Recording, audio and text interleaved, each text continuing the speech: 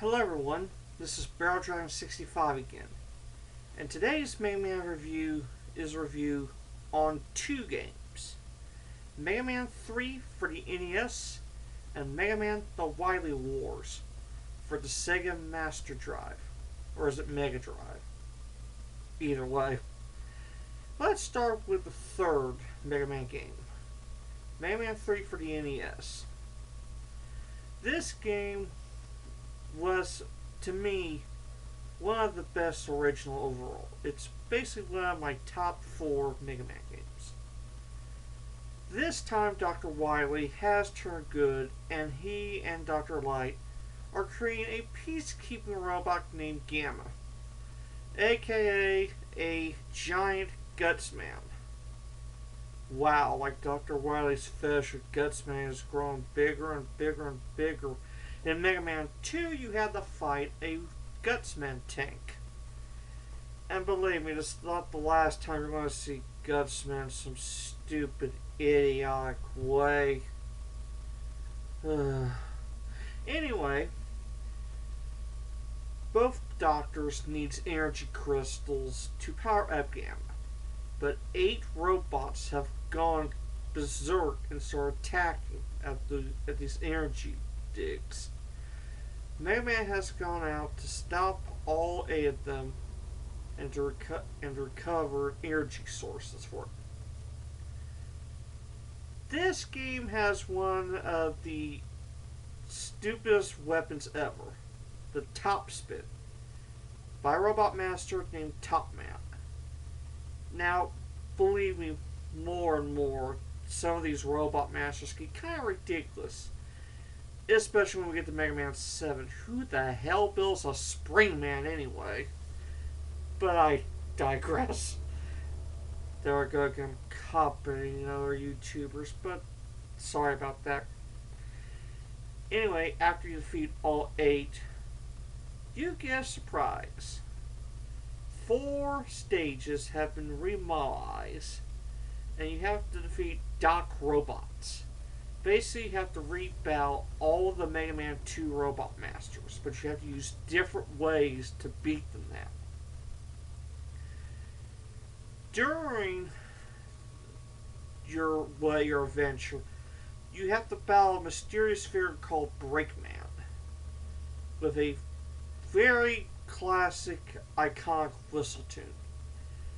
I cannot do it because of 2 things. 1, there might be copyright protection, and 2, I cannot whistle. After you defeat the Doc Robots, you find out that Wily has done it again. He stole Gamma, and you have to go to another Wily castle. How Wily gets the funding for these castles, I have no idea. But Dr. Wily in this castle is very, very generous. E-tanks everywhere. For those that don't know, E-tanks recharges your energy to the full maximum. When you go to Dr. Wily himself, he is piloting Gamma. And you will never guess how you defeat him. Top Spin. 1 Top Spin takes out Wily. That is the end. But you find out in a very peculiar way that Breakman is actually Pro Man, Mega Man's brother. Pro Man was a prototype robot, the first one Dr. Light made, before he made Rock and Roll and the other 6 from Mega Man 1. You'll learn more about Pro Man later on, down the road, by backstory, by going to fanfics, to original Capcom stories about him, especially the Mega Man comics by Archie. Let's go to the second game review, Mega Man The Wily Wars, for the Sega Mega Drive, I believe. It's Mega Drive or Master Drive. Anyway, I played it when I got the Sega channel. It was basically a special device by your cable provider a long time ago, about, I would say, 15 years ago. Basically, plug it in to your Sega Genesis, and for a monthly fee, you can play lots of Genesis games. The Wily Wars was one of them. Basically, the Wily Wars is this. Dr. Wily has invented a time machine, not like the one from Mega Man 2 for Game Boy. This is different storyline elements here. He basically wants to go back in the past this time and correct everything to make everything in his favor. Well, it backfires and Mega Man defeats Wily again. Wily Wars is basically the first 3 games in 16-bit Genesis graphics.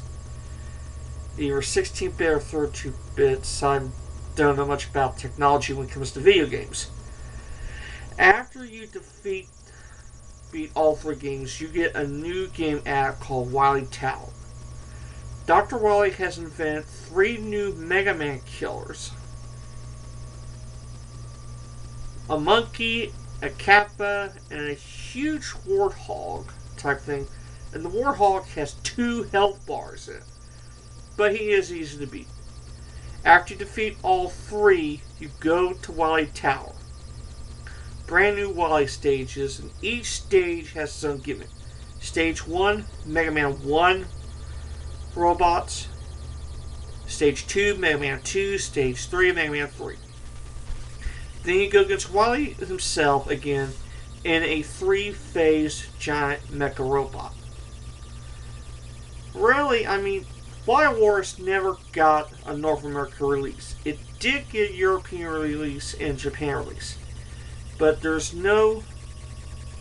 only way you can get physical cartridges is not like a ROM hack, but some people have managed to download them into Genesis cartridges. If you do find one, buy it if you're a Mega Man fan. In fact, I'm trying to find one, but the price is so dang high. And I know one person, one G1, that has it. And I am not willing to make an offer, but I would say this: put extra security on it. Anyway, my next review will probably be on Mega Man 5 for the Game Boy. I'm planning a special video for Mega Man 4 for the NES. Anyway, this is Barrel Dragon 65. Please like, comment, and subscribe to this channel, please. Anyway, this is Barrel Dragon 65, signing off.